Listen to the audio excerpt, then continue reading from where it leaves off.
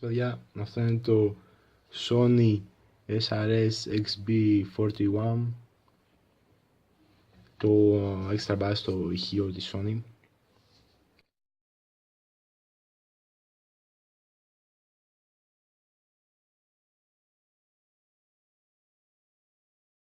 Εδώ ανοίγει. Εδώ πέρα είναι η κεραία NFC. Αυτό είναι για τον ζωντανό ήχο. Και ας δούμε από πίσω τι έχει. Λοιπόν, έχει είσοδος τροφοδοτικού, είσοδος micro USB, audio, είσοδος audio και έξοδος USB. Με αυτό το κουμπί ακούτε το ποσοστό της μπαταρίας. Battery, about 50%. Και άμα το κρατήσετε πατημένο, μπορείτε να ενεργοποιήσετε τον φωτισμό.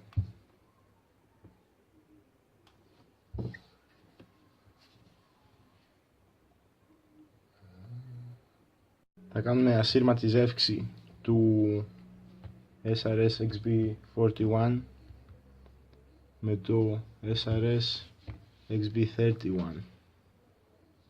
Πώς θα γίνει αυτό, θα δείτε τώρα.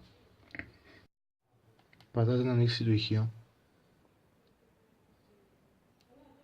Πατάτε να ανοίξει και το δεύτερο ηχείο.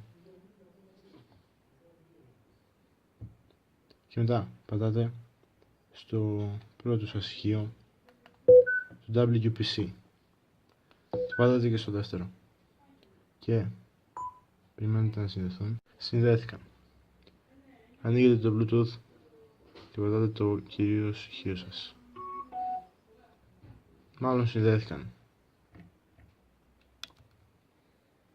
Λοιπόν παιδιά, τα καταφέραμε, συνδέθηκε. Πάμε να τα ακούσουμε.